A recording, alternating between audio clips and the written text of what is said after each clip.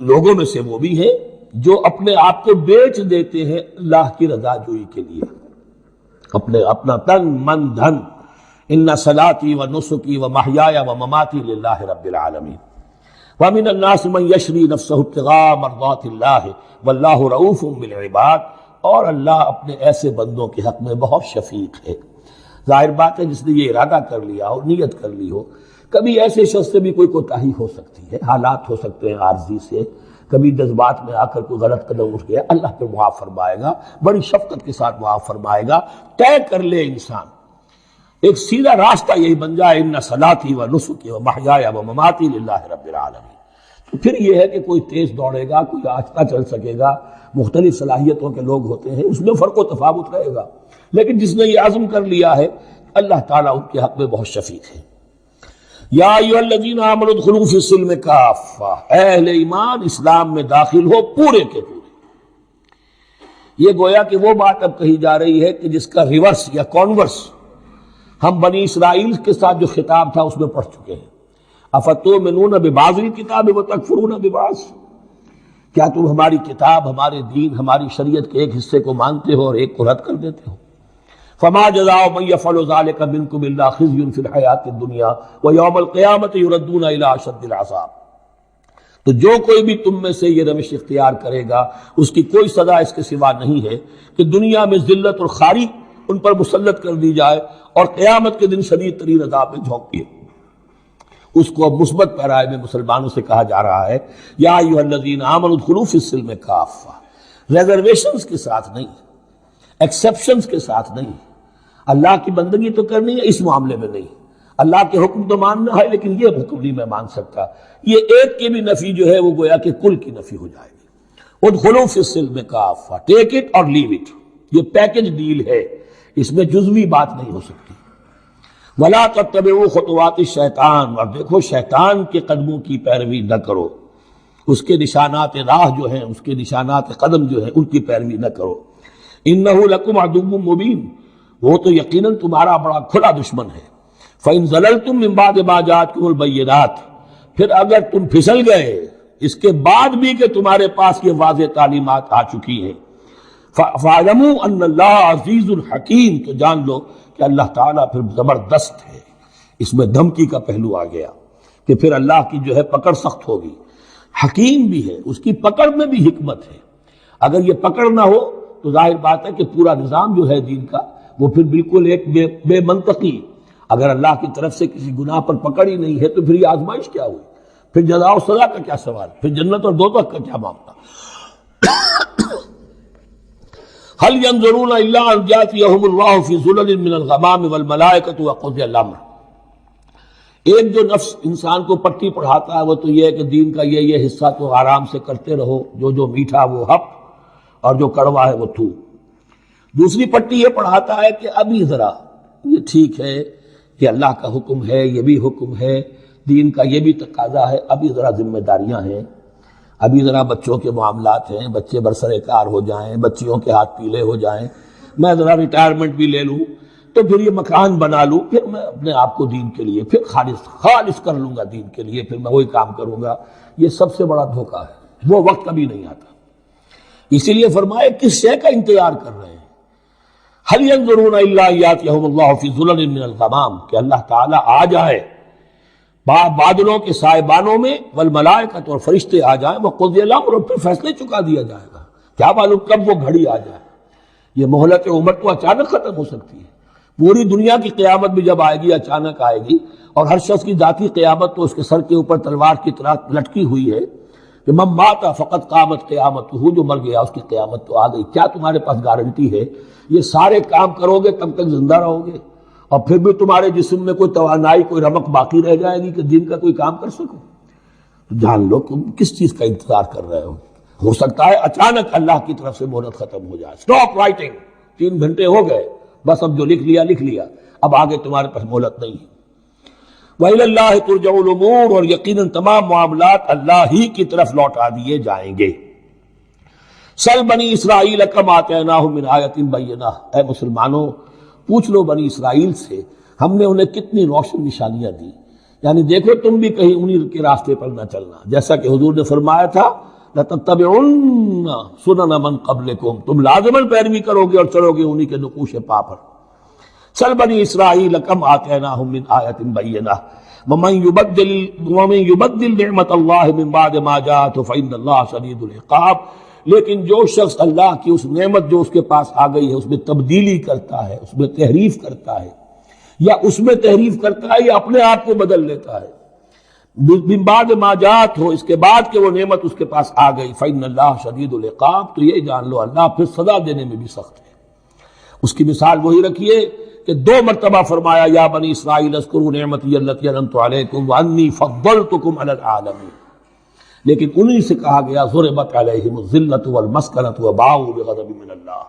اور یہ مضمون بھی دوبارہ پھر آ جائے گا سورہ آل عمران میں۔ زین للذین کفروا الحیاۃ الدنیا، ان کافروں کے لیے دنیا کی زندگی جو ہے بڑی مزین کر دی گئی ہے، ان کے نگاہوں میں کھب گئی ہے، یہاں کی چمک دمک ہے، شان و شوکت ہے، لمبی لمبی کاریں ہوں، چمکیلی نئے ماڈل کی، بڑی اونچی اونچی بلڈنگیں ہوں، حویلیاں ہوں، اعلیٰ کوٹھیاں ہوں، اب یہ ساری چیزیں کس کو اچھی نہیں لگتی، لیکن یہ کہ کفار کے دلوں میں ان کی محبت اتنی پل جاتی ہے کہ پھر کوئی اچھی بات ان کے کوئی زندگی میں نہیں رہتی، نہ کوئی اچھی بات اثر کرتی ہے۔ اہل ایمان کو بھی اگر ایمان کے ساتھ یہ نعمتیں ملیں، قل من حرم زینۃ اللہ التی اخرج لعبادہ والطیبات من الرزق، کو اچھا کھانا، اچھا پینا، اچھا پہننا کوئی حرام نہیں ہے، کو اللہ نے کس کو لوگوں کے لیے ممنوع نہیں کیا، لیکن دین کے تقاضے ادا کر کے، اللہ کا حق ادا کر کے اور حلال سے کما کر، تب کوئی حرج نہیں۔ زین للذین کفروا الحیاۃ الدنیا، کافروں کے لیے دنیا کی زندگی کو مزین کر دیا گیا ہے۔ وہ حدیث بھی ذہن میں لے آئیے کہ ان الدنیا سجن المومن و جنت الکافر، یہ دنیا جو ہے مومن کے لیے ایک قید خانہ اور جنت اور کافر کے لیے باغ ہے۔ وَيَسْخَرُونَ مِنَ الَّذِينَ آمَنُوا، اور وہ مذاق اڑاتے ہیں اہل ایمان کا، دیکھو ان فینیٹکس کو، ان پاگلوں کو، ان بیوقوفوں کو۔ وَيَسْخَرُونَ مِنَ الَّذِينَ آمَنُوا وَالَّذِينَ اتَّقَوْا وَالَّذِينَ اتَّقَوْا فَوْقَهُمْ يَوْمَ الْقِيَامَةِ، اور جن لوگوں نے تقویٰ کی روش اختیار کی تھی قیامت کے دن اب وہ ان کے اوپر ہوں گے، اور بلکہ ہمیں سورہ مطففین میں تو آگے چل کر پتہ چلے گا پھر اہل ایمان ان کا مذاق اڑائیں گے۔ واللہ یرزق من یشاء بغیر حساب، اور اللہ تعالیٰ رزق عطا فرمائے گا جس کو چاہے گا بغیر حساب، یہ جنت کی طرف اشارہ ہے۔ اب یہ جو آیت آ رہی ہے پھر ایک طویل آیت ہے، جسے میں نے عرض کیا تھا بڑے بڑے حسین اور خوشنما حکمت کے اور علم کے اور معرفت کے پھول جو ہیں وہ اس بنتی میں بن دیے گئے ہیں۔ 2 کلڑیاں یعنی شریعت، عبادات اور معاملات، 2 لڑیاں انفاق اور جہاد، قتال،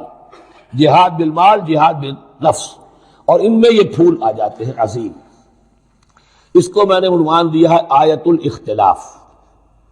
آیت الآیات، آیت البر، اور یہ آیت الاختلاف۔ اختلاف کیوں ہوتا رہا ہے؟ اور یہ بہت اہم ہے، اس لیے کہ جو وحدت ادیان کا فلسفہ دنیا میں کچھ لوگوں کی طرف سے پیش ہوتا ہے اس کا ایک حصہ صحیح ہے اور ایک حصہ غلط ہے۔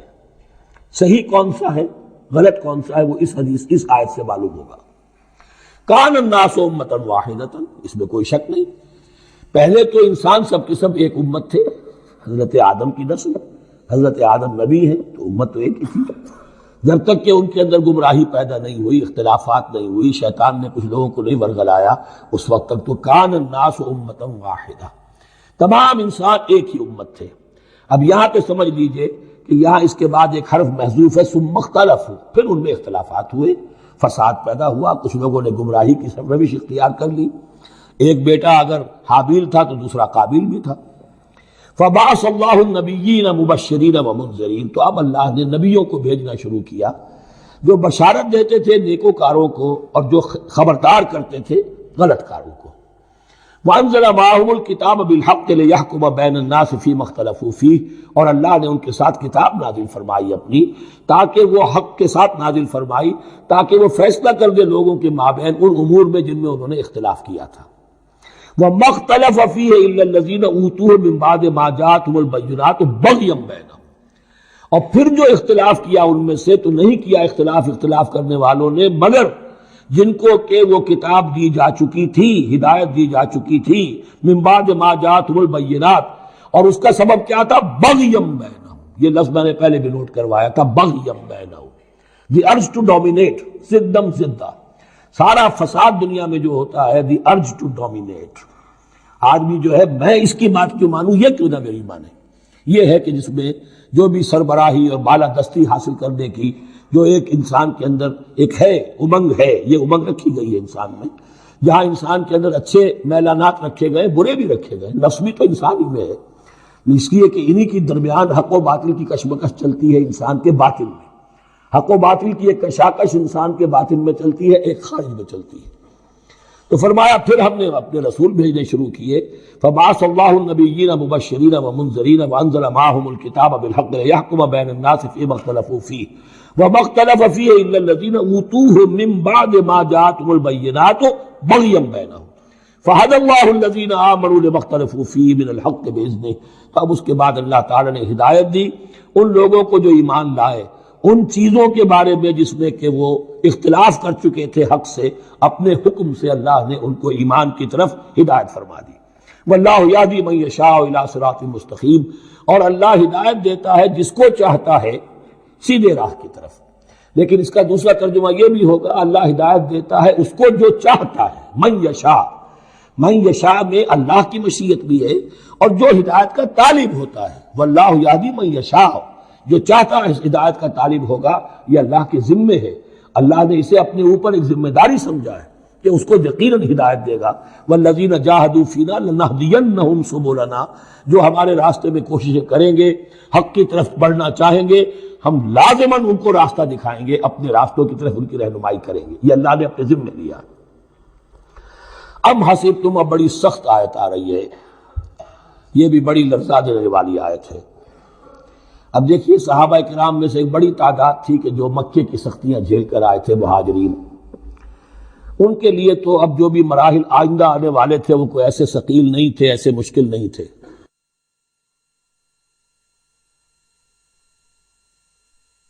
وہ سختیاں تو وہاں نہیں انہوں نے جھیلنی تھی کہ جو کہ مکے میں مہاجرین نے جھیلی تھی،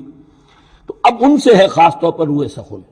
اگرچہ خطاب عام ہے، اور یہ قرآن مجید میں عام طور پر آپ کو ملے گا کہ الفاظ عام ہیں، لیکن آپ اگر دیکھیں گے تو روئے سخن کسی خاص طبقے کی طرف ہے، تو یہاں در حقیقت ان کو بتایا جا رہا ہے۔ ام حسبتم ان تدخلوا الجنہ، کیا تم نے یہ سمجھا تھا کہ جنت میں داخل ہو جاؤ گے؟ ولما یاتکم مثل الذین خلوا من قبلکم، حالانکہ ابھی تک تو تمہارے اوپر وہ حالات و واقعات تو وارد ہی نہیں ہوئے جو ان پر ہوئے تھے جو تم سے پہلے تھے۔ مستہم الباساء، انہیں آ لیا، پہنچی ان کو سختی بھوک کی، والضراء، اور تکالیف، وزلزلوا، اور وہ ہلا مارے گئے، حتی یقول الرسول والذین آمنوا معہ متی نصر اللہ، یہاں تک کہ پکار اٹھا وقت کا رسول اور جو ان کے ساتھ اہل ایمان تھے، کب آئے گی اللہ کی مدد، الا ان نصر اللہ قریب، اب انہیں یہ خوشخبری دی گئی کہ آگاہ ہو جاؤ اللہ کی مدد قریب ہے۔ یعنی اللہ آزماتا ہے، یہ وہی بات ہے جو اس سے پہلے آ چکی ہے 19ویں رکوع میں بالکل شروع میں، وَلَنَبْلُوَنَّكُمْ بِشَيْءٍ مِّنَ الْخَوْفِ وَالْجُوعِ وَنَقْصٍ مِّنَ الْأَمْوَالِ وَالْأَنفُسِ وَالثَّمَرَاتِ، ہم لازماً آزمائیں گے۔ یہ کوئی پھولوں بھرا راستہ نہیں ہے، پھولوں کی سیج نہیں ہے، حق کا راستہ ہے، یہ کانٹوں بھرا بستر ہے، کانٹوں بھرا راستہ ہے، اس کے لیے ذہناً تیار ہو جاؤ۔ در رہے منزل لیلا کہ خطر ہاست بسے، شرط اول قدمی نفس کے مجنو باشی، دیکھ سمجھ کر آؤ۔ ام حسبتم ان تدخلوا الجنة ولما یاتکم مثل الذین خلوا من قبلکم مستهم الباساء والضراء وزلزلوا حتى يقول الرسول والذین آمنوا معه متی نصر اللہ الا ان نصر اللہ قریب۔ یہ آیت پھر مسلمانوں کو، صحابہ کرام کو سورہ صف میں یہ خوشخبری سنائی گئی، جبکہ غزوہ احزاب واقع ہو چکا تھا اور شدید ترین امتحان سے محمد الرسول اللہ اور ان کے صحابہ گزر چکے تھے کامیابی کے ساتھ، تب انہیں خوشخبری دی گئی ہے۔ سورہ صف اس وقت نازل ہوئی ہے، وَأُخْرَىٰ تُحِبُّونَهَا نَصْرٌ مِّنَ اللَّهِ وَفَتْحٌ قَرِيبٌ، اب تمہارے لیے وہ خوشخبری ہے اے نبی، بشر المومنین، اپنے اہل ایمان ساتھیوں کو بشارت دے دیجئے کہ اب وہ وقت آ گیا ہے کہ اللہ کی نصرت کے دروازے کھلتے چلے جائیں گے۔ یسألونک ماذا ینفقون، یہ آپ سے پوچھ رہے ہیں کہ وہ کیا خرچ کریں، جو انفاق کے لیے کہا جا رہا ہے کیا خرچ کریں۔ تو انسان جو بھی بھلائی کے لیے خرچ نکالے اس میں سب سے پہلا حق کن کا ہے؟ قل ما انفقتم من خیر، کہہ دیجئے جو بھی تم خرچ کرو خیر میں سے، دولت میں سے، مال اسماد میں سے، فللوالدین، سب سے پہلا جو حق ہے وہ والدین کا ہے، والاقربین اور رشتہ داروں کا ہے، والیتامى اور یتیموں کا ہے، والمساکین اور محتاجوں کا ہے، وابن السبیل اور مسافر کا ہے، وما تفعلوا من خیر فإن اللہ بہ علیم، اور جو بھی خیر تم کماؤ گے، جو کام بھی اچھا کرو گے، جان لو وہ اللہ کے علم میں ہے۔ یہ ضرورت نہیں ہے کہ دنیا واقف ہو اس سے، تمہیں اگر اجر اللہ سے لینا ہے تو اللہ تو رات کے اندھیرے میں بھی دیکھ رہا ہے، اور تمہارے داہنے ہاتھ نے جو کچھ دیا ہے بائیں کو پتہ نہیں چلا تو اللہ کو تو پھر بھی پتہ چل گیا۔ اب یہ سخت آیت اور آ گئی، کتب علیکم القتال، اللہ نے کہا تھا نا کہ یہ لڑیاں جو ہیں چونکہ بٹی ہوئی ہیں تو ایک لال اور ایک پیلی اور ایک ہری اور ایک نیلی، تو یہ نظر آتی ہے ایک طرف سے کہ کٹے ہوئے ہیں رنگ، ان کو کھول دیں گے تو ہر لڑی مکمل ہو جائے گی، ایک گویا کہ تسلسل ہے۔ کتب علیکم القتال وہو کرہ لکم، مسلمانوں اب تم پر جنگ فرض کر دی گئی ہے اور وہ تمہیں گراں گزر رہی ہے۔ یہ مضمون اصل میں اس سے پہلے سورہ محمد نازل ہو چکی ہے اور اس میں قتال کی فرضیت آ چکی ہے، اس کا نام سورۃ القتال بھی ہے، لہذا اس کے حوالے سے کچھ لوگ جو ہیں وہ پریشان ہو رہے تھے، اور میں نے آپ سے عرض کیا تھا منافقین بھی یہی کہتے تھے کہ بھائی صلح جوئی سے کام لو، بس دعوت و تبلیغ کے ذریعے سے لوگوں کو ٹھیک راستے پر لاؤ، یہ جنگ ونگ جو ہے، لڑائی بھڑائی، اس میں تو بہت خرابی ہے، یہ کوئی اچھا کام تو نہیں ہے۔ اب یہاں یہ ہے کہ فرض کیا جا رہا ہے اللہ کی راہ میں جنگ کرنا، تو اس حوالے سے کہا جا رہا ہے، تو اس میں جہاں منافقین کہتے تھے، جن مسلمانوں کا ایمان قدرے کمزور تھا وہ منافق تو نہیں تھے، لیکن یہ کہ ایمان اتنا پختہ نہیں تھا، ابھی تازہ ایمان لائے تھے، مدینے کے اندر ابھی وہ ایمان لائے ہیں، ان کی تربیت کے مراحل ابھی گزرے ہی نہیں، تو ان میں سے بھی بعض لوگوں کے دلوں میں اب انقباض پیدا ہو رہا تھا۔ کتب علیکم القتال وہو کرہ لکم، تم پر، اب دیکھیے کتبہ کا لفظ آ گیا ہے، کتب علیکم الصیام، کتب علیکم القصاص فی القتلى، کتب علیکم اذا حضر احدکم الموت ان ترک خیرا الوصیہ، وصیت کا حکم آیا کتبہ، روزے کا حکم آیا کتبہ، اسی طریقے سے فرضیت قتال ہے۔ کتب علیکم القتال وہو کرہ لکم، وہ تمہیں بری لگ رہی ہے، وعسیٰ ان تکرہوا شیئا، اور ہو سکتا ہے کہ تم کسی شے کو ناپسند کرو، وہو خیر لکم، ذرا حالے کہ اسی میں تمہارے لیے خیر ہو، وعسیٰ ان تحبوا شیئا وہو شر لکم، اور ہو سکتا ہے کہ تم کسی چیز کو پسند کرو ذرا حالے کہ وہ تمہارے لیے شر ہو، واللہ یعلم وانتم لا تعلمون، اللہ جانتا ہے تم نہیں جانتے۔ تم اپنی عقل پر ایمان نہ رکھو، تم اللہ کی وحی پر ایمان رکھو، تم اللہ کے رسول پر ایمان رکھو، جس وقت کے لیے جو حکم موضوع تھا اس وقت وہ حکم تھا، کفو ایدیکم، 14 برس تک تمہیں قتال سے منع کیا گیا، اب فرض ہو رہا ہے قتال، اب تمہارے لیے لازم، وقت کا جو ہے امر الحال کو پہچانو۔ اللہ تعالی واللہ یعلم وانتم لا تعلمون، یسألونک عن الشہر الحرام قتال فیہ، اب جب جنگ کا حکم شروع ہو گیا تو اب وہ پوچھتے تھے کہ یہ جو مہینے حرمت والے ہیں، حج کا ہے، عمرے کا ہے، تو اس میں جنگ کرنا کیسا ہے؟ اس لیے کہ سیرت میں یہ واقعہ آتا ہے، وقت نہیں ہے تفصیل سے میں بیان کر سکوں، کہ نخلا کی وادی میں ایک مقابلہ ایسا پیش آ گیا تھا کہ وہ رجب کا مہینے کا بھی دن تھا، اور اس میں ہی کوئی قتال ہو گیا، مسلمانوں کے ہاتھوں ہوا، یا مسلمانوں کے اوپر ایسی سچویشن ہو گئی کہ انہیں مجبوراً وہ کام کرنا پڑا، اس پر شور اٹھا دیا۔ دیکھو ان لوگوں کا کیا حال ہے، بنے پھرتے ہیں اللہ والے، رسول والے، دین والے، آخرت والے، اور ان کا حال یہ ہے کہ یہ حرمت والے مہینے کے انہوں نے بٹا لگا دیا، اس میں جنگ کی ہے۔ یہ اصل میں ان حضرات کی طرف سے گویا کہ اللہ تعالیٰ اپنے ان مومن بندوں کی طرف سے خود صفائی پیش کر رہے ہیں۔ یسألونک عن الشہر الحرام قتال فیہ، یہ پوچھتے ہیں آپ سے حرمت والے مہینوں میں قتال کا حکم، قل قتال فیہ کبیر، کہہ دیجئے ہاں حرمت والے مہینے میں جنگ کرنا بہت بڑی بات ہے، یعنی بہت بڑا گناہ ہے، لیکن وَصَدٌّ عَن سَبِيلِ اللَّهِ وَكُفْرٌ بِهِ وَالْمَسْجِدِ الْحَرَامِ وَإِخْرَاجُ أَهْلِهِ مِنْهُ أَكْبَرُ عِندَ اللَّهِ، یہ بھی تو دیکھو کہ جن لوگوں نے وہ جرم کیے ہیں کہ جنہوں نے اللہ کے راستے سے روک دیا، اللہ کا کفر کیا، مسجد حرام کے راستے روک دیے مسلمانوں کے لیے، اب یہ نہیں جا سکتے، بیت اللہ میں عبادت نہیں کر سکتے، اخراج اہلہ منہ، اس میں سے لوگوں کو نکلنے پہ مجبور کر دیا مکے کے مسلمانوں کو، اکبر عند اللہ، گناہ تو وہ بھی ہے لیکن یہ کہیں بڑا گناہ ہے اللہ کے نزدیک۔ تو سینس آف پروپورشن ہونا چاہیے کہ کس چیز کے مقابلے میں کس شے کی برائی ہے۔ والفتنۃ اکبر من القتل، یہ پہلے بھی آ چکا ہے، والفتنۃ اشد من القتل، اب آیا والفتنۃ اکبر من القتل۔ فتنہ ہر وہ کیفیت ہے جس میں صاحب ایمان کے لیے ایمان پر قائم رہنا اور اسلام پر عمل کرنا مشکل ہو جائے۔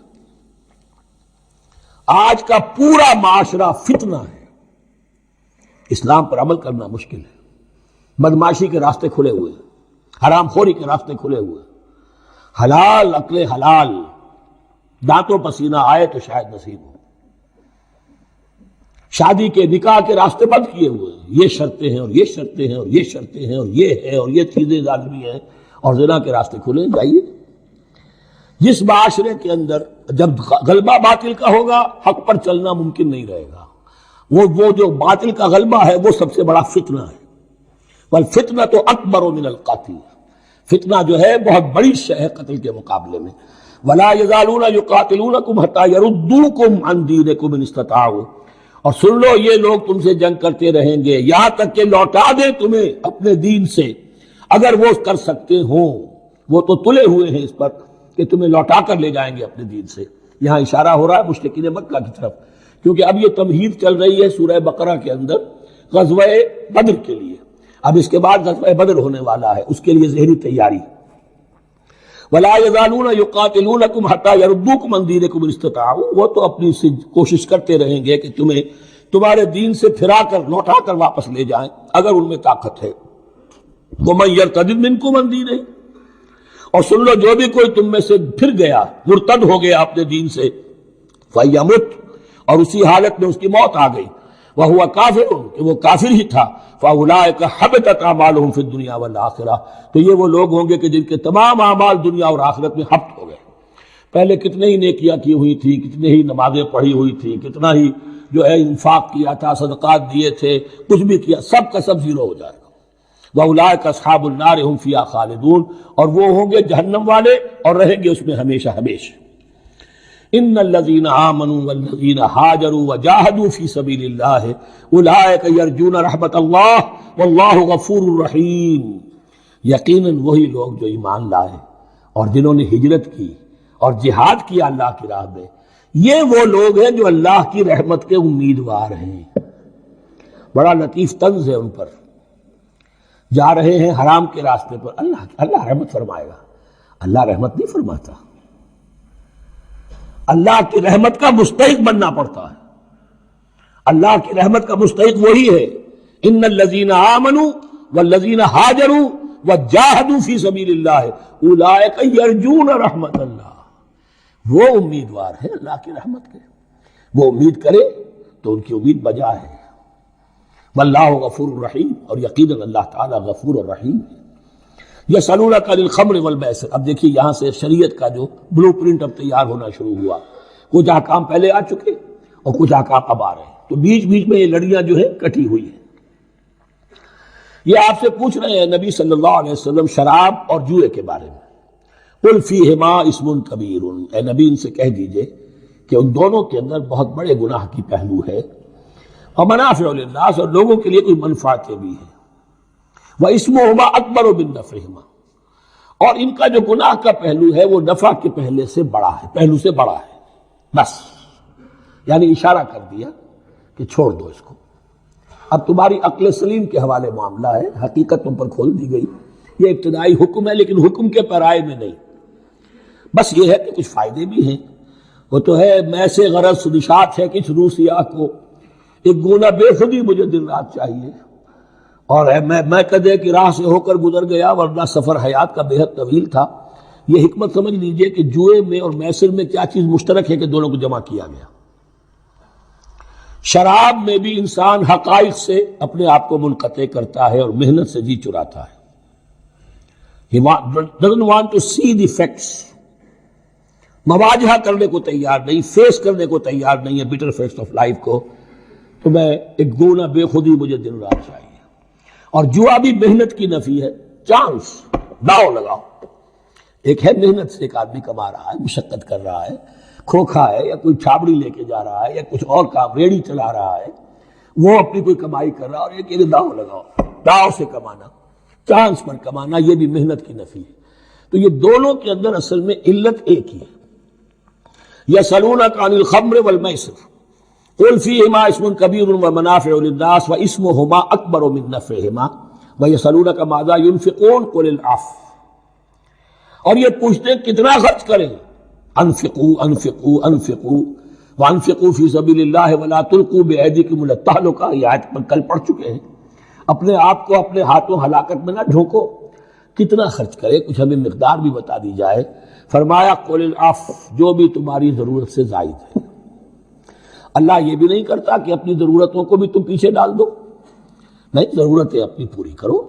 پھر جو اب تمہارے پاس ہے، اب یہ سمجھیے کہ جو ایک کمیونسٹ فلسفی ہے اس میں بھی ایک اصطلاح سرپلس ویلیو، ایک سرپلس ویلیو یہ ہے عفو، جو تمہاری ضروریات سے زائد ہے، یہ سرپلس ویلیو ہے، یہ اللہ کی راہ میں دے دو۔ اس کو بچا کر رکھنا جو ہے اللہ پر آپ بے اعتمادی کا اظہار کر رہے ہیں کہ اللہ کل نہیں دے گا مجھے، میں بچا کے رکھوں۔ یسألونک ماذا ينفقون قل العفو، لیکن اس میں یہ ہے کہ ضرورتیں کتنی ہیں، کیا ہے، اس کا کوئی پیمانہ مقرر نہیں کیا۔ یہ ہے باطنی روح، جس کے اندر اللہ کی محبت اور آخرت کا ایمان بڑھتا جائے گا، وہ اتنا ہی اپنی بیلٹ ٹائٹ کرے گا، اپنی ضرورتیں کم کرے گا، اپنے معیار زندگی کو پست کرے گا، اور زیادہ سے زیادہ جو ہے وہ اللہ کی راہ میں دے گا۔ یہ اصول یہ ہے کہ ہر شخص یہ دیکھے کہ جو میری ضرورت سے زائد ہے اسے میں ریٹین نہ کروں، اسے میں دے دوں۔ اس انفاق پر پورے 2 رکوع آگے آنے والے ہیں سورہ مبارکہ میں۔ کذالک یبین اللہ لکم الآیات لعلکم تتفکرون، اسی طرح اللہ تعالیٰ اپنی آیات تمہارے لیے واضح کر رہا ہے تاکہ تم تفکر کرو، غور کرو، فی الدنیا والآخرہ۔ تمہارا یہ غور دنیا کے بارے میں بھی ہونا چاہیے، آخرت کے بارے میں۔ دنیا میں بھی اسلام رہبانیت نہیں سکھاتا، نہ کھاؤ نہ پیو، چلے کشی کرو، چلے جاؤ جنگلوں میں، نہیں۔ اسلام متمدن زندگی کی تعلیم دیتا ہے، گھر گھرستی ہے، شادی کرو، بیوی بچوں والے رہو، ان کے بھی حقوق کو ادا کرو، ان کا بھی پیٹ تمہیں پالنا ہے۔ تو تفکر فی الدنیا والآخرہ، آخرہ کے لیے، لیکن یہ کہ اس میں ریشیو پروپورشن رہنی چاہیے۔ دنیا کی کتنی قدر و قیمت ہے، آخرت کی کتنی قدر و قیمت ہے، اس کو جان لو۔ اسی کے حساب سے ایلوکیشن اگر نہیں ہے تو پھر یہ کہ سینس آف پروپورشن اگر غلط ہو گیا تو ظاہر بات ہے کہ پھر ہر چیز تلپٹ ہو جائے گی۔ ایک دوا کے نسخے میں کوئی چیز زائد تھی، کوئی کم تھی، آپ نے جو کم تھی اسے زیادہ کر دیا، جو زائد تھی کم کر دیا، تو اب ہو سکتا ہے کہ یہ نسخہ شفا نہ رہے، نسخہ ہلاکت بن جائے۔ وَيَسْأَلُونَكَ عَنِ الْيَتَامَىٰ، اور یہ آپ سے پوچھ رہے یتیموں کے بارے میں، قُلْ إِصْلَاحٌ لَهُمْ خَيْرٌ، اے نبی ان سے کہہ دیجئے ان کے لیے ان کی مصلحت کو پیش نظر رکھنا یہ ہے کہ جو بہتر ہے، نیکی ہے، بھلائی ہے۔ اصل میں سورہ بنی اسرائیل کی آیت جو ہے وہ لوگوں کے سامنے تھی، وَلَا تَقْرَبُوا مَالَ الْيَتِيمَ إِلَّا بِالَّتِي هِيَ أَحْسَنُ، مال یتیم کے قریب تک نہ پھٹکو، یعنی گڑبڑ کر لو گے اپنے اموال میں، اس میں سے یہ کہ ہو سکتا ہے کہ تمہارا ان کا کوئی مال تمہارے پیٹ میں چلا جائے، ہانڈی مشترک ہے، اب اس میں ظاہر بات ہے یتیم نے بھی کھانا ہے، تم نے بھی کھانا ہے، اچھی اچھی بوٹیاں تم نے کھا لی ہیں اور یتیم کے لیے جو ہے خرچہ تو پورا ڈال دیا، لیکن یہ کہ اس کے لیے بیچارے کے لیے چھچڑے چھوڑ دیے۔ تو یہ چیز روکنے کے لیے کہا گیا تھا مکی صورتوں میں، وَلَا تَقْرَبُوا مَالَ الْيَتِيمِ إِلَّا بِالَّتِي أَحْسَنُ۔ اب صحابہ کے لیے تو یہ چیزیں ایسی تھیں کہ اشارہ ذرا سا ہو گیا اور انہوں نے اس پر عمل کیا، انہوں نے ہڈیاں علیحدہ کر دی تاکہ ان کا خرچہ بالکل علیحدہ رہے۔ اب اس میں تکلیف ہو رہی تھی، ایک گھر کے اندر ہی ایک یتیم ہے، اس کا خرچہ اس کے مال میں سے نکالا جا رہا ہے۔ فرمایا کہ یہ مقصد نہیں تھا، مقصد یہ تھا کہ تم ان کے مال ہڑپ نہ کر جاؤ۔ قُلْ إِصْلَاحٌ لَهُمْ خَيْرٌ، قُلْ إِصْلَاحٌ لَهُمْ خَيْرٌ، ان کے لیے اصلاح کرنا بھلائی کا ہے۔ وَإِن تُخَالِطُوهُمْ فَإِخْوَانُكُمْ، اگر تم اپنے ساتھ ان کو ملائے رکھو تو وہ تمہارے بھائی ہیں۔ وَاللَّهُ يَعْلَمُ الْمُفْسِدَ مِنَ الْمُصْلِحِ، اللہ جانتا ہے مفسد کو بھی مصلح کو بھی، وہ جانتا ہے کہ یہ آدمی گڑبڑ کر رہا ہے، یہ ہڈیاں علیحدہ کر کے بھی گڑبڑ کر سکتا ہے، اور یہ وہ شخص ہے کہ جو ہڈیاں مشترک کر کے بھی حق پر رہ سکتا ہے۔ وَلَوْ شَاءَ اللَّهُ لَعَنَتَكُمْ، اگر اللہ چاہتا تو تمہیں سختی میں ڈالے ہی رکھتا، تم پر مشقت جو ہے یہ کیے رکھتا۔ ان اللہ عزیز الحکیم، یقیناً اللہ زبردست ہے، حکمت والا ہے۔ ایک طرف وہ سختی بھی کرتا ہے، زبردست ہے، لیکن وہ اس کے ہر حکم کے اندر حکمت بھی ہے، اور جہاں حکمت نرمی کی متقاضی ہوتی ہے وہاں وہ رعایت بھی دیتا ہے۔ وَلَا تَنكِحُوا الْمُشْرِكَاتِ حَتَّىٰ يُؤْمِنَّ، اور مشرک عورتوں سے نکاح نہ کرو جب تک کہ وہ ایمان نہ لے آئیں۔ وَلَأَمَةٌ مُؤْمِنَةٌ خَيْرٌ مِّن مُشْرِكَةٍ وَلَوْ أَعْجَبَتْكُمْ، ایک مومنہ خواہ وہ لونڈی ہو وہ بہتر ہے ایک مشرکہ سے خواہ وہ آزاد عورت ہو، وَلَوْ أَعْجَبَتْكُمْ، اور مزید یہ کہ وہ تمہیں اچھی بھی لگتی ہو۔ وَلَا تُنكِحُوا الْمُشْرِكِينَ، اور نہ اپنی عورتوں کا نکاح کرو، نکاح میں دو اپنی عورتوں کو، اپنی بیٹیوں کو مشرکوں کے، حتیٰ یؤمنوا، جب تک کہ وہ ایمان نہ لے آئیں۔ وَلَعَبْدٌ مُّؤْمِنٌ خَيْرٌ مِّن مُشْرِكٍ وَلَوْ أَعْجَبَكُمْ، مسلمان اگر غلام ہے تو وہ بھی بہتر سمجھو مشرک سے جو آزاد ہے اور وہ تمہیں پسند بھی ہے، مالدار بھی ہے یا اور بھی ہے، اس کے اندر دوسرے پہلو بھی ہیں۔ اولئک یدعون الی النار، دیکھو وہ جو ہے وہ پکار رہے ہیں، آگ کی طرف بلا رہے ہیں، تمہیں بھی لے جائیں گے، تمہاری اولاد کو بھی لے جائیں گے۔ واللہ یدعو الی الجنۃ والمغفرۃ باذنہ، اللہ تمہیں بلا رہا ہے جنت کی طرف اور مغفرت کی طرف اپنے حکم سے۔ وَيُبَيِّنُ آیاتہ للناس لعلہم یتذکرون، اور اللہ اپنی آیات واضح کر رہا ہے لوگوں کے لیے تاکہ وہ نصیحت اخذ کریں۔ وَيَسْأَلُونَكَ عَنِ الْمَحِيضِ، اور وہ عورتوں کے ایام ماہواری کے بارے میں آپ سے سوال کر رہے ہیں۔ قُلْ هُوَ أَذًى، کہہ دیجئے وہ ایک ناپاکی بھی ہے اور ایک تکلیف کا مسئلہ بھی ہے۔ فَاعْتَزِلُوا النِّسَاءَ فِي الْمَحِيضِ، تو حیض کی حالت میں اگر تمہاری بیویاں ہوں تو ان سے علیحدہ رہو، مقاربت نہ کرو۔ وَلَا تَقْرَبُوهُنَّ حَتَّى يَطْهُرْنَ، اور ان سے مقاربت نہ کرو یہاں تک کہ وہ پاک ہو جائیں۔ فَإِذَا تَطَهَّرْنَ، اور جب وہ خوب پاک ہو جائیں، فَأْتُوهُنَّ مِنْ حَيْثُ أَمَرَكُمُ اللَّهُ، تو اب ان کی طرف جاؤ، جو بھی تمہیں تعلق قائم کرنا ہے کرو، جہاں سے کہ تمہارے رب نے تمہیں حکم دیا، اللہ نے حکم دیا ہے۔ یہ اللہ کا حکم کیا ہے؟ یہ ہے امر طبیعی، ہر انسان جانتا ہے، ہر حیوان کو معلوم ہے، وہ طبیعی شے ہے۔ لیکن یہ کہ اب عورتوں کے ساتھ بھی اگر انسان جو ہے وہ لواطت کا فعل شروع کر دے، قوم عمل لوط، تو ظاہر بات ہے کہ عمل قوم لوط تو وہ چیز جو ہے غلط ہے، وہ حرام ہے۔ یہ تو اللہ تعالیٰ نے جو بھی تمہاری فطرت میں ڈالا ہے راستہ، وہ در حقیقت من حیث امرکم اللہ، ان اللہ یحب التوابین ویحب المتطہرین، یقیناً اللہ محبت کرتا ہے بہت توبہ کرنے والوں سے اور بہت پاک بازی اختیار کرنے والوں سے، ان ناپاک چیزوں سے دور رہنے میں۔ نساؤکم حرث لکم، تمہاری بیویاں تمہارے لیے کھیتیوں کے مانند ہیں، جیسے کھیت میں بوتے ہو، فصل کاٹتے ہو، بیویوں کے ذریعے سے اللہ تعالیٰ تمہیں اولاد عطا کرتا ہے۔ فاتو حرثکم انا شئتم، تو جو بھی کھیتی والی جگہ ہے ادھر تم جاؤ جدھر سے چاہو، یعنی اس میں یہ ہے کہ کوئی رکاوٹ نہیں ہے، وہ داہنی طرف سے بائیں طرف سے جدھر سے بھی ہو، لیکن ہو وہ فرج کے اندر، وہ وقت کے اندر معاملہ نہ ہو۔ فاتو حرثکم انا شئتم وقدموا لانفسکم، اور اپنے آگے کے لیے سامان کرو، یعنی اپنی اولاد۔ انسان جو ہے بڑھاپے کے لیے اس کا ایسٹ بنتی ہے اس کی اولاد۔ آج تو دنیا اولاد سے بھاگتی ہے، لیکن ایک زمانے میں تو اولاد جو ہے وہ عصائے پیری شمار ہوتی تھی۔ وَقَدِّمُوا لِأَنفُسَكُمْ وَاتَّقُوا اللَّهَ وَاعْلَمُوا أَنَّكُمْ مُلَاقُوهُ، اور اللہ سے کا تقوی اختیار کرو۔ ابھی آپ دیکھیں گے کہ جو حکم بھی شریعت کا آئے گا بار بار تکرار کے ساتھ جو ہے اس میں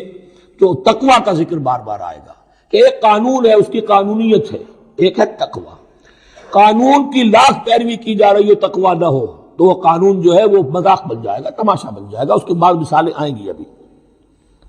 وَاتَّقُوا اللَّهَ وَاعْلَمُوا أَنَّكُمْ مُلَاقُوهُ، اور اللہ کا تقوی اختیار کرو اور جان لو تمہیں اس سے مل کر رہنا ہے، حاضر ہونا ہے اس کے جناب میں۔ وَبَشِّرِ الْمُؤْمِنِينَ، اور اے نبی اہل ایمان کو بشارت دے دیجئے۔ وَلَا تَجْعَلُوا اللَّهَ عُرْضَةً لِأَيْمَانِكُمْ، ایک اور حکم آ گیا، اللہ تعالیٰ کا نام جو ہے وہ تختہ مشق نہ بنا لو اپنی قسموں کے لیے۔ قسم کھا بیٹھا، میں تو اللہ کی قسم کھا بیٹھا ہوں، اب یہ قسم کھا بیٹھا اس لیے میں یہ کام نہیں کر سکتا، چاہے وہ نیکی کا کام تھا، کسی وقت غصے میں آدمی آ کر قسم کھا بیٹھتا ہے۔ حضرت ابو بکر صدیق نے بھی قسم کھا لی تھی۔ مستح ان کا ایک ایسا تھا مسلمان غریب کہ جس کی وہ مدد کیا کرتے تھے، لیکن مستح بھی جب حضرت عائشہ پر تہمت میں ملوث ہو گیا تو حضرت ابو بکر نے قسم کھا لی کہ یہ بدبخت جس کی میں سرپرستی کرتا رہا، یہ بھی میری بیٹی پر تہمت لگانے میں شامل ہو گیا، اب میں اس کی کبھی مدد نہیں کروں گا۔ یہ سورہ نور میں آئے گا، ان سے کہا گیا نہیں ایسا نہ کرو، تم اپنے نیکی کے دروازے کو کیوں بند کرتے ہو؟ قسم کھا لی، قسم کو کھول دو، کفارہ دو۔ وَلَا تَجْعَلُوا اللَّهَ عُرْضَةً لِأَيْمَانِكُمْ أَن تَبَرُّوا وَتَتَّقُوا، نیکی کا کام کرنے سے، تقویٰ کے کام سے رکنے کے لیے قسم کھا لینا۔ وَتُصْلِحُوا بَيْنَ النَّاسِ، اور اس سے کہ لوگوں کے مابین مصالحت کرو۔ اب آپ نے کسی دو بھائیوں کے درمیان جھگڑا تھا، مصالحت کی کوشش کی، آپ کی بات نہیں مانی گئی، اب اللہ کی قسم ہے صاحب اب میں آپ کے معاملے میں دخل نہیں دوں گا، اب میں تو قسم کھا بیٹھا، نہیں بھائی، اصلاح بین الناس جو ہے، اصلاح ذات البین، یہ کرتے رہو، اور ایسی قسم کھائی ہے اس کا کفارہ دے دو۔ واللہ سمیع علیم، اور اللہ تعالیٰ سننے والا اور جاننے والا ہے۔ لا یؤاخذکم اللہ باللغو فی ایمانکم، اللہ تعالیٰ مؤاخذہ نہیں کرے گا تم سے جو تم بغیر مقصد کے، بغیر عزم اور ارادے کے قسم کھا بیٹھتے ہو۔ یہ عربوں کا رواج ہے، واللہ باللہ کے بغیر ان کا کوئی جملہ شروع ہی نہیں ہوتا۔ تو یہ در حقیقت قسم کھانے کا ان کی اس وقت نیت نہیں ہوتی، بلکہ یہ ان کا ایک، جس کو ہم کہتے ہیں تقیہ کلام ہے، ان کا ایک اسلوب ہے گفتگو کا، واللہ باللہ۔ تو اس پر مؤاخذہ نہیں ہے۔ وَلَٰكِن يُؤَاخِذُكُم بِمَا كَسَبَتْ قُلُوبُكُم، ہاں جو تم نے ارادہ کر کے، تمہارے دلی ارادے کے ساتھ جو تم نے قسم کھائی ہے، پھر اس پر مؤاخذہ ہوگا، اسے توڑو گے، اس کا ایک کفارہ ہے، وہ بعد میں آئے گا۔ وہ کفارہ جو ہے وہ پھر سورہ مائدہ کے اندر آ جائے گا۔ میں نے عرض کیا تھا کہ یہ اصل میں سورہ بقرہ میں بلو پرنٹ آ رہا ہے شریعت اسلامی کا، اور اس کے جو اصل چیزیں ہیں وہ پوری تکمیلی احکام وہ پھر آخر میں آئیں گے، کچھ سورہ نساء میں، کچھ سورہ مائدہ۔ واللہ غفور حلیم، اللہ غفور ہے، بخشنے والا ہے اور حلیم ہے، فوراً نہیں پکڑتا، فوراً سزا نہیں دیتا، مہلت دیتا ہے کہ اصلاح کر لو۔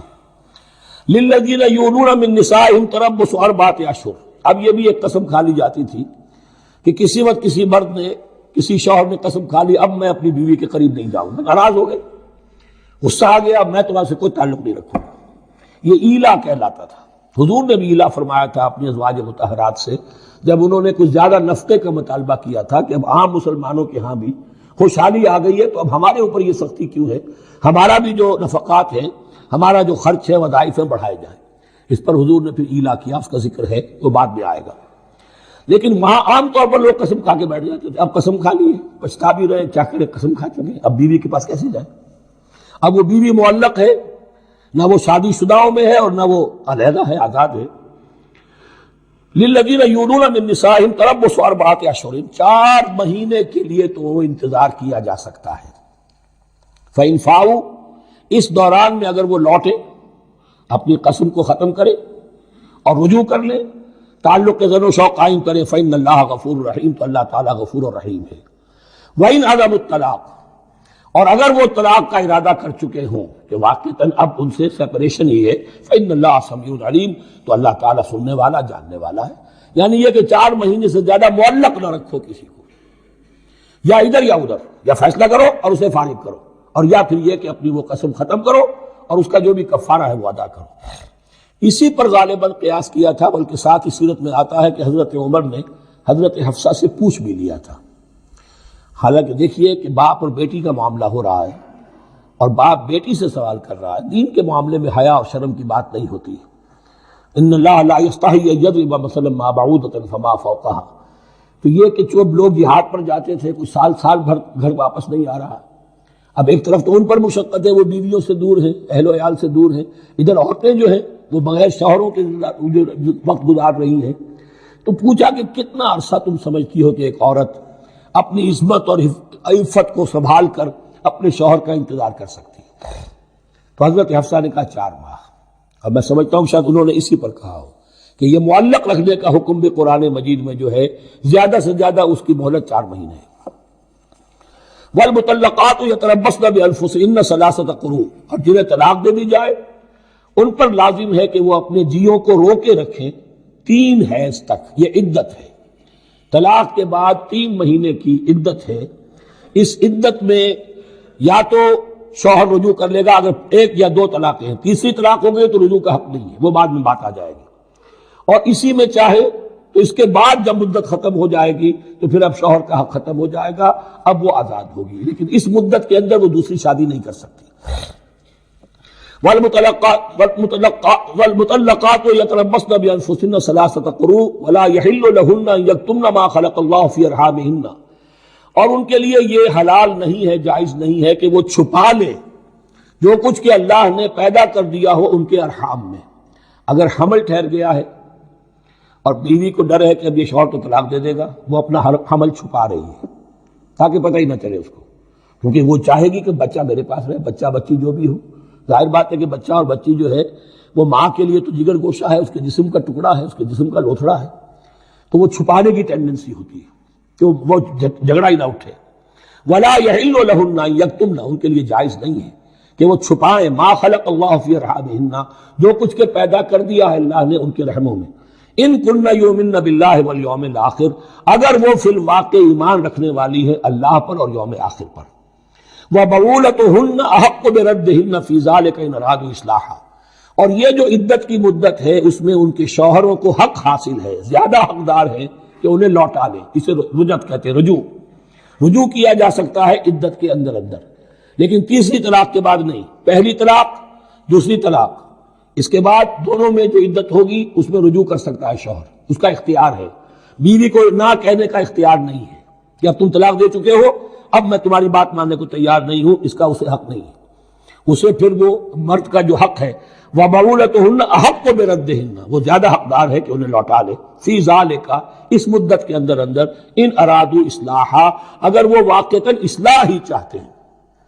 وَلَهُنَّ مِثْلُ الَّذِي عَلَيْهِنَّ بِالْمَعْرُوفِ، اور ان کے لیے حقوق ہیں جو کہ مناسبت سے ہیں ان کی ذمہ داریوں کے، وَلِلرِّجَالِ عَلَيْهِنَّ دَرَجَةٌ، اور مردوں کو ان پر ایک درجہ فوقیت کا، ایک درجہ فضیلت کا، ایک درجہ حقوق کا حاصل ہے، واللہ عزیز الحکیم، اور اللہ تعالیٰ سب کچھ جاننے والا، اللہ زبردست ہے اور حکمت والا ہے۔ یہ آیت اصل میں اس زمانے میں بہت مس انٹرپریٹ ہوئی ہے اور بعض مترجمین نے بھی ترجمہ غلط کیا ہے، یعنی اس کا یہ ترجمہ کردہ لہن مثل الذی علیہن، ان کے بھی حقوق مردوں پر ویسے ہی ہیں جیسے مردوں کے حقوق ہیں ان پر، تو یہ تو مساوات ہو گئی، اور مساوات جو اسلامی شریعت میں مرد اور عورت کے درمیان، شوہر اور بیوی کے درمیان نہیں ہے۔ مراد کیا ہے؟ لام اور اعلیٰ کا جو استعمال ہوتا ہے عربی میں، لام کسی کے حق کے لیے اور اعلیٰ کسی کی ذمہ داری کے لیے، لہن ان کے لیے حقوق ہیں، مثل الذی علیہن جیسے کہ ان پر ذمہ داریاں ہیں، اللہ تعالیٰ نے جیسے ذمہ داری مرد پر ڈالی ہے ویسے حقوق اس کو دیے ہیں، جیسی ذمہ داری عورت پر ڈالی ہے اس کی مناسبت سے کورسپونڈنگلی پروپورشنیٹ جو ہے اس کو بھی حق دے دیے ہیں، اور اس بات کو کھول دیا مساوات کہاں سے آئے گی جب کہہ دیا وَلِلرِّجَالِ عَلَيْهِنَّ درجہ، اور مردوں کو ان پر ایک درجہ حاصل ہے، فوقیت کا درجہ حاصل ہے، واللہ عزیز الحکیم۔ اب یہ تمہیں پسند ہو تب بھی اور ناپسند ہو تب بھی اللہ تعالی عزیز ہے، حکیم ہے، وہ سب کچھ جاننے والا ہے، اور وہ زبردست ہے، جو چاہے حکم دے، اور حکیم ہے، حکمت والا ہے، اس کا حکم حکمت پر مبنی ہے۔ الطلاق مرتان فامساک بمعروف او تسریح باحسان، صدق اللہ العظیم۔ پچھلی نشست میں جو مضامین آئے تھے ان میں سے ایک کے بارے میں مجھے احساس ہوا کہ میں نے ایک بات شروع کی تھی لیکن نامکمل رہ گئی۔ آیت الاختلاف کے بارے میں میں نے عرض کیا تھا کہ وحدت ادیان کے فلسفے کا ایک جز صحیح ہے، ایک غلط ہے۔ صحیح جز کی وضاحت تو ہو گئی کہ یہ تمام جتنے بھی دنیا میں مذاہب ہیں اور دین ہیں یہ سب اسی دین حق سے نکلی ہوئی شاخیں ہیں، دین حق سے پگڈنڈیاں مڑی ہیں، صراط مستقیم سے پگڈنڈی مڑی ہے، کوئی بہت دور نکل گئی اور اس کا یوں سمجھیے کہ پہچانی ہوئی صورت بھی پہچانی نہیں جاتی، اتنی دور ہو گئی کہ اس کا اس دین حق کے ساتھ اب کوئی رشتہ نظر ہی نہیں آتا۔ کچھ اتنے دور نہیں ہوئے، قدرے قریب رہے،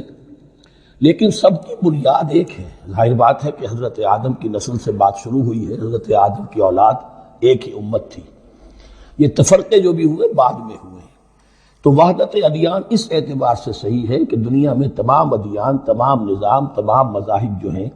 وہ در حقیقت ایک ہی دین حق کی بگڑی ہوئی شکلیں ہیں، بدلی ہوئی شکلیں ہیں، لیکن اسی سے نکلی ہوئی شاخیں ہیں جنہوں نے شکلیں اپنی بدل لی ہیں۔ غلط حصہ یہ کہ اب جو یہ سب کچھ موجود ہے ان کو ایک کہنا یہ جہالت ہے۔ اب ان کو ظاہر بات ہے کہ ان کی شکلیں اتنی ہو چکی ہیں مختلف ایک دوسرے سے، اور اتنی ان میں تحریفات ہو چکی ہیں، اتنا تغیر و تبدل ہو چکا ہے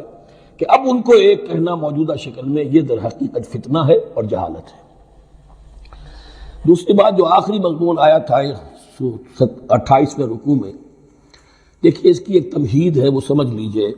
انسانی تمدن کا اہم ترین اور بنیادی ترین مسئلہ کیا ہے تمدن کا؟ ایک ہے انسانی زندگی کا مسئلہ۔ انسانی زندگی کا سب سے پہلا مسئلہ وہی ہے کہ جو حیوانی زندگی کا بھی ہے، اپنی مادی ضروریات، پیٹ کھانے کو مانگتا ہے، سب سے پہلے یہی ہے، اس میں کوئی شک نہیں۔ لیکن اس کے بعد جب دو انسان ملتے ہیں اور اس سے تمدن شروع ہوتا ہے،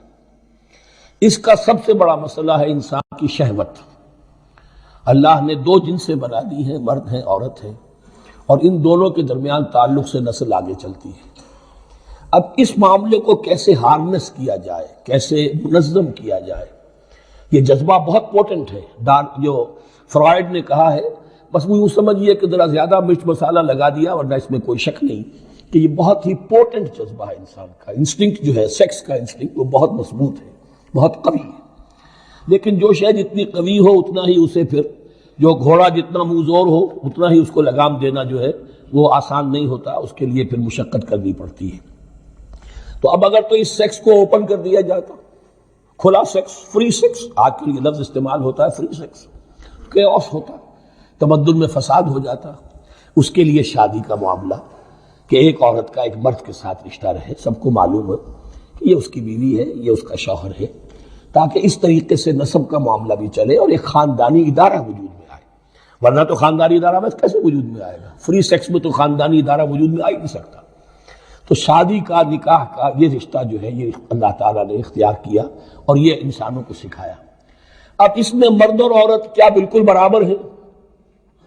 اس سے بڑی حماقت کوئی نہیں، اس لیے کہ کسی بھی ادارے کے دو برابر کے سربراہ نہیں ہو سکتے۔ اتنی موٹی بات ہے کہ اگر آپ کسی ایک محکمے کے دو ڈائریکٹر بنا دیں، بات غلط ہو جائے گی، خراب ہو جائے گی۔ ایک ڈائریکٹر، مینیجنگ ڈائریکٹر، دوسرے 10 ڈائریکٹر بنا دیجیے آپ، لیکن اوپر ایک ہوگا، جنرل مینیجر ایک ہوگا، ڈپٹی مینیجر 10 رکھ دیجیے۔ ہر ادارے میں اگر نظم قائم کرنا ہے تو ایک اوپر ٹاپ پر ہونا چاہیے۔ لہذا جب ایک مرد اور ایک عورت، مرد اور عورت انسان ہونے کے ناطے بالکل برابر ہیں، ایک ہی باپ کے نطفے سے بیٹا بھی ہے، بیٹی بھی ہے، ایک ہی ماں کے رحم میں بھائی نے بھی پرورش پائی ہے اور بہن نے بھی، اس اعتبار سے وہ برابر ہیں۔ شرف انسانیت میں، نوع انسانی کی حیثیت سے، human dignity and honour, they share both equally, absolutely equally. لیکن جب ایک مرد اور ایک عورت مل کر خاندان کے بنیاد رکھتے ہیں تو اب یہ برابر نہیں رہے۔ جیسے انسان سب برابر ہیں، لیکن چپڑاسی اور افسر برابر نہیں ہے، اس کے کچھ اور اختیارات ہیں، اس کے کچھ اور اختیارات ہیں، اس کے کچھ اور فرائض ہیں، اس کے کچھ اور فرائض ہیں۔ اس طریقے سے اس رشتے کے معاملے میں، اور یہ بھی نوٹ کر لیجئے کہ یہی وجہ اس قدر تفصیل کے ساتھ سب سے پہلے احکام قرآن میں دیے جا رہے ہیں اسی آئلی قوانین کے متعلق۔ لیکن تمدن کی جڑ بنیاد یہ ہے، یہاں سے خاندان بنتا ہے، اور خاندانوں کے اجتماع کا نام معاشرہ ہے۔ خاندان کا نظام، اب ہمارا پاکستانی جو معاشرہ ہے، اگر ہماری 14 کروڑ تعداد ہے اس وقت، 7 افراد ایک خاندان کے اگر آپ شمار کر لیں تو آپ سمجھیے اتنے خاندان ہماری دنیا میں اس وقت موجود ہیں، 2 کروڑ خاندان ہیں، ان خاندانوں پر مشتمل ہے۔ خاندان کا ادارہ مستحکم ہوگا، معاشرہ مستحکم ہو جائے گا۔ خاندان کے ادارے میں صلاح ہوگی، فلاح ہوگی، معاشرے میں صلاح و فلاح آئے گی۔ وہاں فتور ہوگا، فساد ہوگا، بے چینی ہوگی، ظلم ہوگا، ناانصافی ہوگی، وہاں کنفلکٹس ہوں گے، میاں اور بیوی میں جو ہے جھگڑے ہو رہے ہوں گے تو اولاد کی تو جو ہے پھر وہاں تربیت صحیح نہیں ہو سکتی، ان کی تربیت میں منفی چیزیں شامل ہو جائیں گی۔ تو یہ ساری چیزیں جس کی وجہ سے بڑی تفصیل سے قرآن مجید میں احکام دیے گئے ہیں، آئلی قوانین۔ ان میں جہاں تک یہ معاملات ہے، طلاق کا معاملہ ہے، اس میں برابر نہیں ہے۔ شادی کرنے میں عورت کو بھی حق ہے، وہ شادی سے انکار کر دے، جبر نہیں کیا جا سکتا۔ ایک مرتبہ وہ نکاح میں آ گئی ہے تو اب شوہر کا پلڑا بھاری ہے، شوہر اسے طلاق دے سکتا ہے، اگر ظلم کے ساتھ دے گا اللہ کے ہاں جواب دہی کرے گا اور پکڑ ہو جائے گا، لیکن اختیار ہے۔ وہ خود طلاق نہیں دے سکتی، البتہ طلاق حاصل کر سکتی ہے، خلا جسے ہم کہتے ہیں، وہ عدالت کے ذریعے سے، بڑوں کے ذریعے سے، رشتہ داروں کے ذریعے سے خلا کرے، لیکن طلاق دینے کا حق اس کو برابر نہیں ہے مرد کی طرح۔ اسی طرح اگر ایک طلاق دی تھی مرد نے اور اب یہ عدت پوری نہیں ہوئی ہے تو بَعُولَتُهُنَّ أَحَقُّ بِرَدِّهِنَّ، اب وہ کہے تو نے طلاق دے دی، اب میں تیرے گھر میں بسنے کو تیار نہیں ہوں، نہیں، اختیار مرد کا ہے، عدت کے اندر 3 مہینے کے اندر وہ اس کو واپس لے سکتا ہے، رجوع، اس کو طلاق رجعی کہتے ہیں۔ یہ تمام چیزیں ایسی ہیں کہ بہرحال خواتین کو اچھی نہیں لگتی، اور آج کی دنیا میں تو جو یہ مرد و عورت کی مساوات کا سلسلہ ہے، یہ شیطان کا سب سے بڑا فلسفہ اور معاشرے میں فساد اور گندگی پیدا کرنے کا اس کا سب سے بڑا ہتھیار ہے۔ اور اب جو کچھ رہی صحیح اقدار ہماری ایشیا کے ممالک جو ہیں، زیادہ تر مسلمان ممالک ہیں، ان میں خاندانی نظام کی جو بچی کھچی شکل رہ گئی ہے اس کو برباد کرنے کے لیے یہ قاہرہ کانفرنس اور بیجنگ کانفرنس، اس ایشیا کا گھیراؤ دونوں طرف سے، مشرق سے اور مغرب سے، کہ عورت کو آزاد کرو، عورت کو اٹھاؤ، ایمینسیپیشن کے نام پر، آزادی کے نام پر، اور مردوں عورت کی مساوات کے نام پر، تاکہ خاندانی نظام ٹوٹ کر رہ جائے، جیسے کہ ان کے ہاں ٹوٹ چکا ہے خاندانی نظام نے۔ یہ کلنٹن صاحب نے کہا تھا اپنے سال 9 کے میسج میں کہ عنقریب ہماری قوم، امریکن نیشن، بہت جلد اس کی اکثریت حرامزادوں پر مشتمل ہوگی، born out of wedlock, وہ کسی شادی کے نکاح کے نتیجے میں کوئی وجود میں نہیں آئے، زنا کے نتیجے میں وجود آئی بھی قوم ہوگی۔ ون پیرنٹ فیملی رہ گئی ہے، ماں ہی باپ ہے اور وہی ماں ہے، اور وہ دونوں وہ جانتے ہی نہیں۔ اب وہاں بڑی ایک مہم اٹھ رہی ہے کہ ہر انسان کا حق ہے کہ اسے معلوم ہو کہ میرا باپ کون ہے۔ وہاں تو بہت سے لوگ پتہ ہی باپ کون ہے میرا، کیا پتہ۔ یہ تباہی ہے جو اس معاشرے پر آ چکی ہے، اور ہمارے ہاں بھی لوگ اسی معاشرے کی نقالی پر چل رہے ہیں۔ اور یہ نظریہ مساوات مرد و زن جو ہے یہ بہت ہی یوں سمجھیے کہ تابناک اور بہت اچھے الفاظ کے ساتھ سامنے آ رہا ہے۔ البتہ اس کا دوسرا رخ بھی ہے۔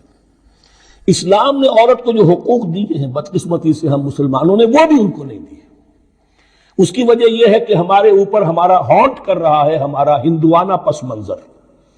ہندوؤں کے معاشرے میں عورت کی کوئی حیثیت نہیں، نہ اس کی وراثت کا حق ہے، نہ وہ بیوہ ہو جائے تو جینے کا حق تھا اس کو، وہ تو پھر ستی ہو جانا چاہیے اس کو، اس کے لیے تو زندگی کا حق بھی نہیں ہے، وراثت تو بہت دور کی بات رہی، کوئی پراپرٹی کا کوئی سوال نہیں، کسی طرح کی کوئی حیثیت نہیں، کوئی لیگل اینٹیٹی نہیں۔ لیکن ہم مسلمان تو ہو گئے، ہمارے آباء و اجداد، تربیت ہوئی نہیں، لہذا ہمارے اوپر وہی تصورات ہیں، عورت کو جو ہے پاؤں کی جوتی کی طرح سمجھنا۔ یہ جو کچھ ہم کر رہے ہیں ان کے جائز حقوق بھی انہیں نہیں دیتے، اس کے نتیجے میں ہم جو مغرب کا ہم پر حملہ ہے اس کو مؤثر کرنے میں گویا ہم مدد دے رہے ہیں۔ اگر ہم اپنی خواتین کو وہ حقوق نہیں دیں گے، اگر ان کے لیے جو اللہ نے جو مقرر کیا ہے وہ انہیں نہیں دیا جائے گا، تو ظاہر بات ہے کہ رد عمل میں پھر جو یہ نعرے ہیں اور بڑے خوشنما جو دعوت اٹھتی ہے وہ لازماً انہیں کھینچ کر لے جائے گی۔